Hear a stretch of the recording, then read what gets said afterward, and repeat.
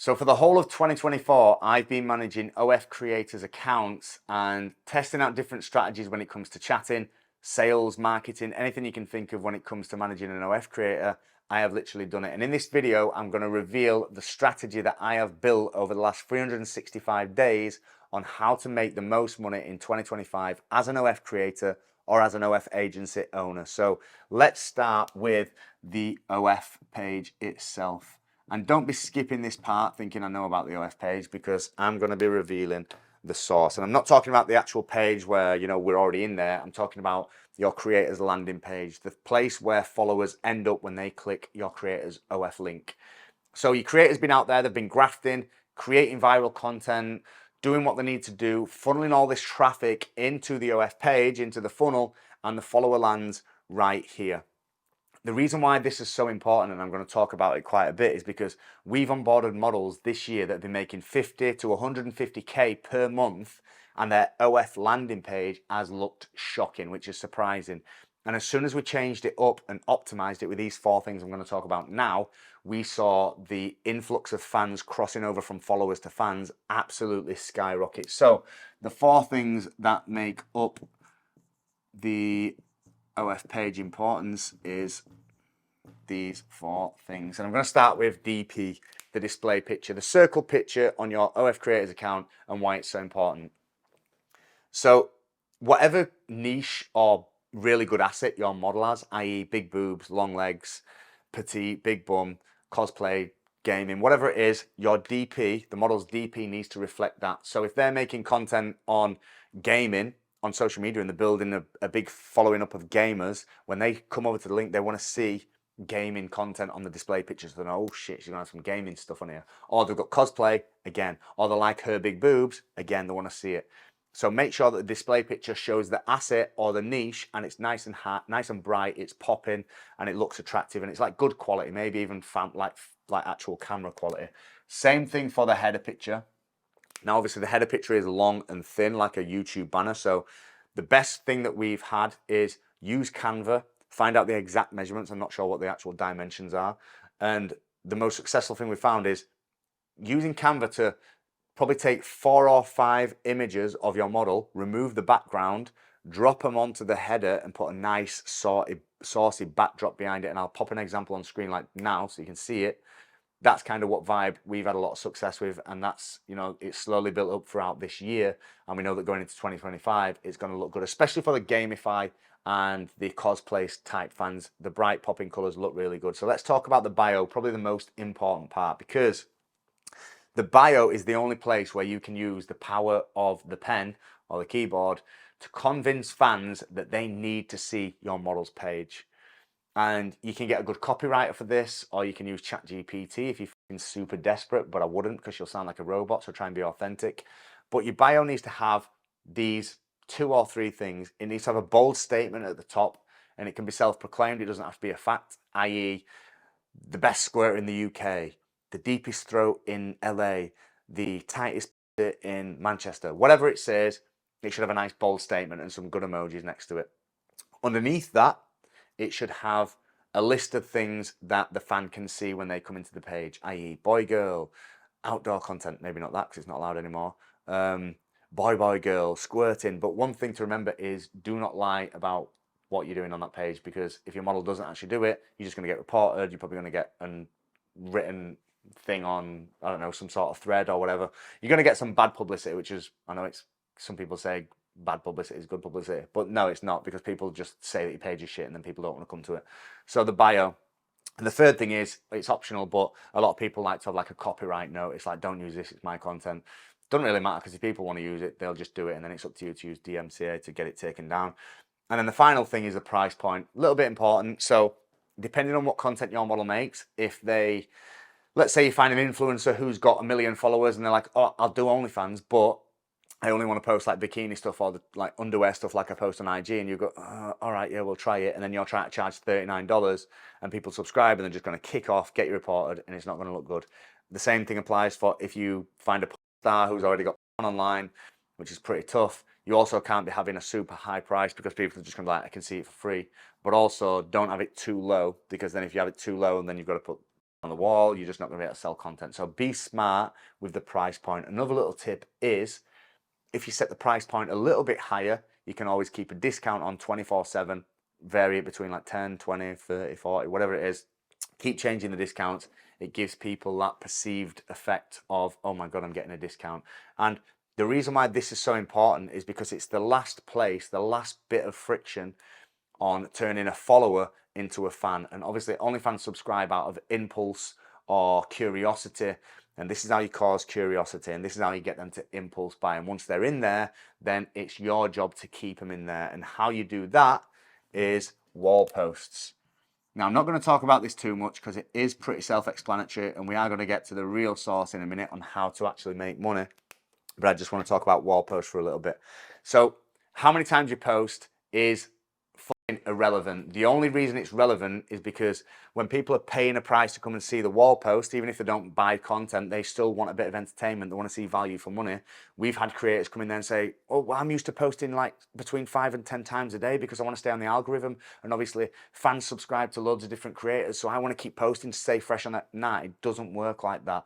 The algorithm on OnlyFans is very similar to Instagram. It's all on quality, and how the algorithm picks up quality is how many people engage with that. And people are only going to engage with your posts if they're engageable, if they warrant a comment or a like or anything else. If you're posting 10 pictures on your creator's wall and it's like the same picture in the same outfit, same place, but different pose, people are just going to get bored and be like, oh my God, I've seen this picture so many times today. She's so annoying. They're not going to like it. They're not going to comment. The algorithm won't push it. If your creator's pumping out high quality pictures, teasing, out like outlandish, like really good looking content, and fans are like blown away by it, and they're gonna be commenting, oh my God, this is so good, oh my God, I love it, enter, oh my God, so good, fucking love that, love you, and literally repeating the comments, the algorithm's just gonna go, whoa, let's get this up there, and it's gonna show you to more of your fans, which if your posts are good enough and if your chatting's good enough anyway, your fans should be on you 24/7. So I won't bore you too much about wall posts, but something important to note about that is obviously giving the subscribers value to keep them resubscribing. That's super important to keeping that, you know, subscription revenue coming in. But also off the back of that, you can use like up and coming content you've filmed, customs that you might want to like re-promote. If you've done collabs, if you've got like a video coming out the weekend, if you're sending a PPV out, you can always just show people this on your wall and it keeps people interested. It might spark a conversation. So we would usually use wall posts to say, just filmed this amazing video, can't wait to drop it on the weekend. And then again, a couple of days later, and people are like, oh, suspense is building. It's kind of like a cinema release. And that's why we use wall posts. We also use them to try and spark conversation, because obviously as an agency, we have sales people sat chatting on accounts, and it's not always that easy to get conversations started unless you're sending out conversation starters as a mass message. But an easier way is just putting out a good wall post that warrants a response, like, somebody give me something exciting to do today, and people are like, oh, come and see me, whatever they say. But that's why we use wall posts. Now, I'm not going to go deep into it, like I've said, but what I am going to bring you onto is scheduling content. Now, remember, I am talking to OF creators and agencies. Both be listening, because we are getting saucier as we go along. So, scheduled, I'm not going to try and spell scheduled content.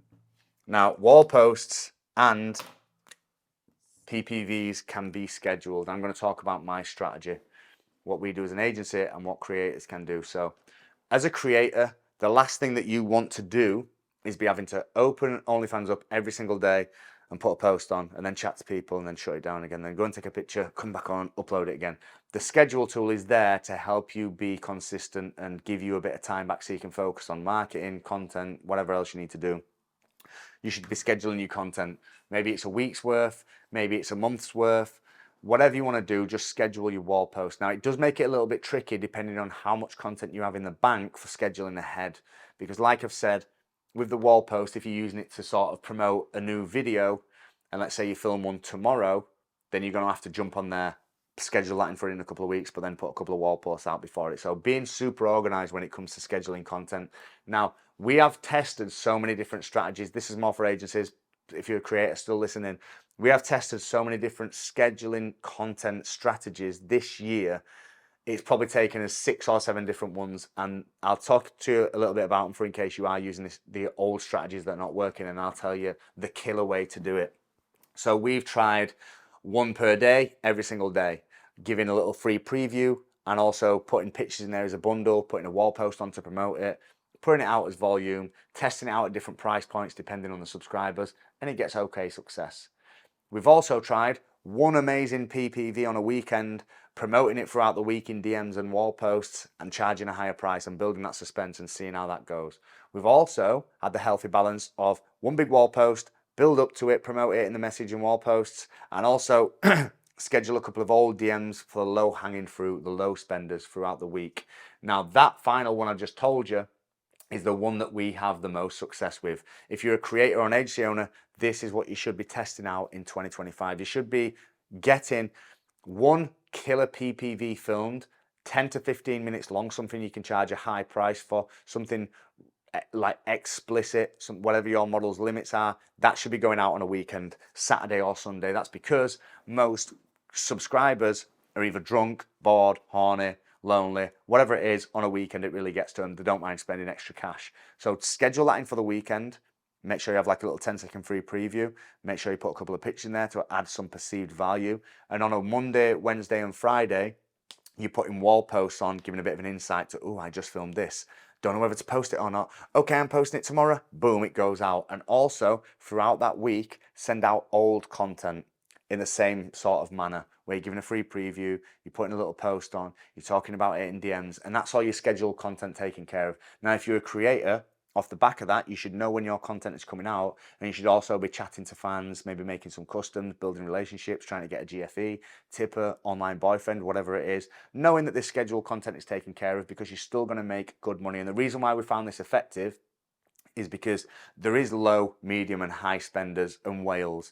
Now these low spenders, yes, they're going to pay that price and see the wall post, but sometimes every now and then they are going to spend a $5 or a $10 buying that extra content. Now there's going to be mid spenders spending maybe 15 to 25, and then obviously 25 to like 50, and then your whale spending next level cash. What you need to have your mindset of, because a lot of creators don't have this, is if you film one 10-minute video and you send it to all fans and go, it's worth about 100 quid, and 5% of your fans buy it and you make 500 quid, 10, like a grand, whatever. If you were to send the big spenders that for $100, and then the medium spenders that for $50, and the low spenders that for $10 to $20, you're going to make way more sales, way more money, and none of these fans are going to know exactly how much each person paid for it. So to them, it doesn't really matter, but to you, you're going to be making more money. So when you're scheduling your content, that is the smart way to do it. Create some lists, promote it on the wall posts, be smart about your schedule, and make sure you make the most of scheduling this kind of content. Also, scheduling content gives you a little bit more leeway of, you know, not being lazy, but sort of pulling back on like the chatting side of stuff. But also, a key point is, as a creator, you should be chatting on your OnlyFans account for 4 to 8 hours per day. Because you get these lazy creators that, oh, I don't mind creating the content, but I just can't be asked talking to these creepy guys. And we just had a creator not that long ago join us at 2K per month. She had about 300 messages, didn't like messaging him back whatsoever. And within the first 30 days, we'd got her from like 2K, maybe 2 and a bit K, to 25K plus. And it's not because we're magicians or amazing salesmen, even though we are. It's actually just because we put a chatting team on there for 24 hours and they absolutely cleaned up, and they're still cleaning up right now. So that's your sign as a creator to start chatting to your fans more. Put a bit of time into it. You are a creator after all, so why not? And also as an agency, 24-hour chatting, making sure your chatters are absolutely on point. So that's scheduling your content. Now, when it comes to actually content creation, this is saucy. So content creation as an OnlyFans creator, or what you should be getting your OnlyFans creator, your client, to do if you're an agency. Now, goes back to niche. Let's say if you don't have a model who has an actual niche like cosplay or stretching or yoga or gym girl or whatever. Let's say if your model just has big boobs and people who like big boobs subscribe to her page. For the past however long she's had the page for, or how long you've had it if you're a creator, PPVs you've been filming, and this is just on average, you've been just going and getting a shower and you've been using a toy and you've done this for 10 minutes, or you're in bed and you've played with yourself, or you've bounced on the whatever it is, and you've sent it out to everyone for the same price and gone, oh, I hope that sells, I hope that sells. What you've got to think is, a lot of those fans probably don't like seeing shower content. They probably just like feet, or maybe they just like nipple play, or maybe they just like seeing you do stretching, or maybe some sort of role play, or maybe like dominatrix or being dominated, whatever it is. You could have a wide audience of people that are not into the content that you're creating. So when it comes to content creation, it is important that you are categorizing your fans to whatever they like. So this is why it's important when it comes to chatting to them. So when you're talking to your fans, or when you're talking to your models' fans, you should be finding out what things they are into. What do you like about me? What kind of content do you want to see me create? And if you use a system like Inflow where you can log notes, fans where you can just do it on the name, you should be logging their information. So, oh, I really love you doing this. Okay, well, I'm going to put you into this category. I really love you playing with these. Okay, I'm going to put you into this category. And over time, it might take 30 days to really figure out your fans' interests. But then you're going to have a list like 20 people love to see this, 50 people love to see that, 70 people love to see this. And what you can do is, let's say if 70 of your fans love seeing you ride something cowgirl, you can be like, I'm going to make a cowgirl piece of content. I'm going to sell it to these 70 fans for $200 because I know that they love it and they will buy it. Then I'm going to sell it to the rest of the people who might not really be into that for $100 or $50. And that way I'm going to get pretty much 100% guaranteed sales on these cowgirl lovers, but I'm also probably going to get sales on these other people for lower. So when it comes to creating content, you need to be testing different things and different angles, niches, kinks, everything. But to get that dialed in, you need to find out this information from your fans. Otherwise, you're not going to know, because there's no point filming a PPV, putting your bait on your hook. This is my PPV that I've just filmed, casting it out and being like, oh, I hope fish like maggots today. But if you're fishing and everyone goes, oh no, these fish really love pellets, you can be like, fucking pellet, let's go. Boom, straight into the fish. Your content is your bait. Find out what bait these fish like, get loads of this bait and send them it for a high price. That's what happens when it comes to content creation. Now, another note to make on content creation is, whatever content you're making on social media, I've mentioned this at the start of this video, whatever content you're making on social media should cross over to OF. If you are making foot content on Twitter, you're obviously going to make foot content on Twitter, on OnlyFans. If you're making gaming content, you should do some sort of gaming stuff for these little gamer nerds that are liking seeing the content. So that's content creation. Now, the final most important piece of sauce, which hopefully you stayed on this video to get to, because I kept this a little bit of a secret. I'm sure all the people who are not that interested, all these low-level creators and agency owners have now pied off because they thought, nah, I can't be asked watching this guy. You that have stayed for the real sauce, I'm going to give you it right now. So the main piece of content creation, the money-making thing, and I'm sure some people know this, but scripted, don't skip me yet, stay with me, sequences. Now these, let me tell you about these, and I'm not talking about your basic shit that all these, just do this 8-step revealing your boob kind of thing, or just a sexting set. It's not that. I'm going to talk to you about the most successful scripted sequences you will ever film and why they're so effective. So the reason why they're effective as a creator or as an agency is because you can pre-film these. Yeah, it might be 8 steps. You can pre-film these now, if I wanted to pre-film it now, but I could use it anywhere I wanted to be. I could be out on a night out and somebody could be chatting and I'll make a bit of money. Yeah, I'm just at home, mate. What about you? And just selling this sequence, easy. Now, the reason why these are so effective, one is because you can use it anytime.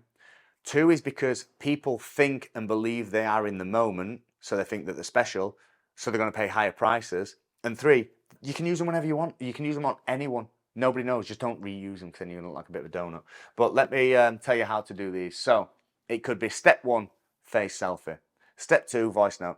Just chilling at home, babe, just watching Netflix, what about you? Next one, sat on a sofa, pulling your boob out. Got a bit horny though, whatever the caption could be.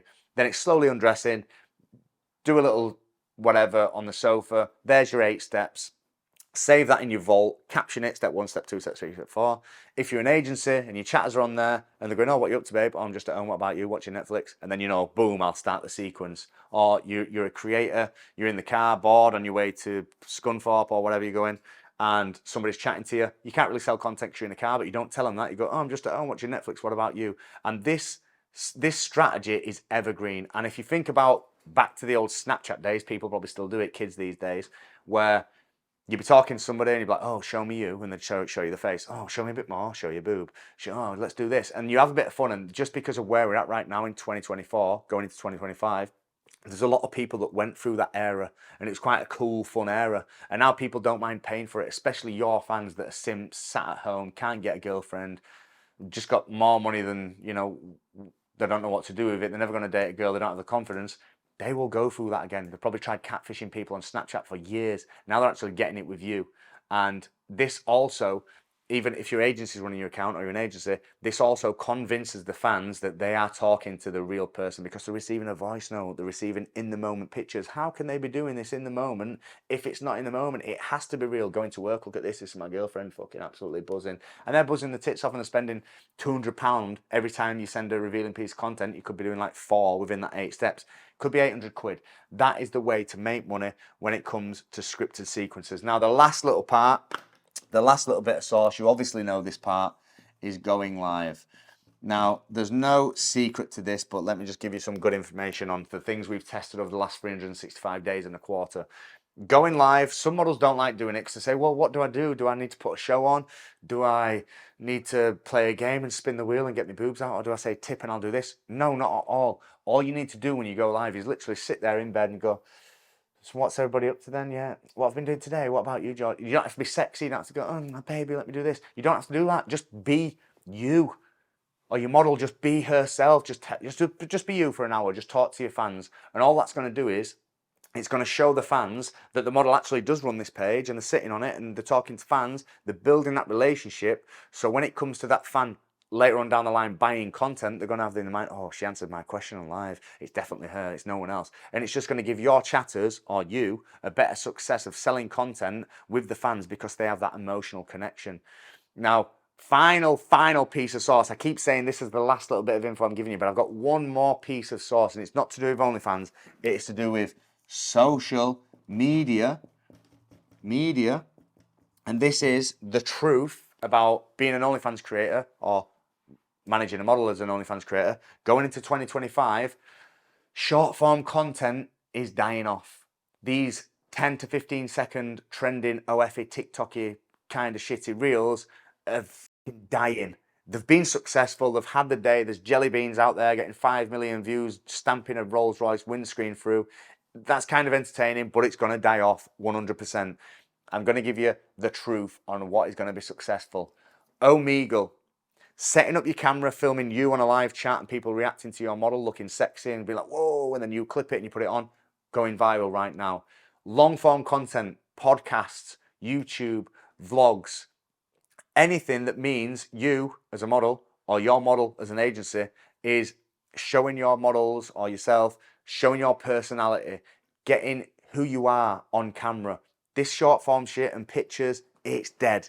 Fans don't care anymore. They're just like, oh, it's just a picture of someone with fake tits. Yeah, pretty fit, but yeah, okay. They don't feel that connection, and that's what they need. If they just wanted to have, tug, they'd just go into Hub or whatever.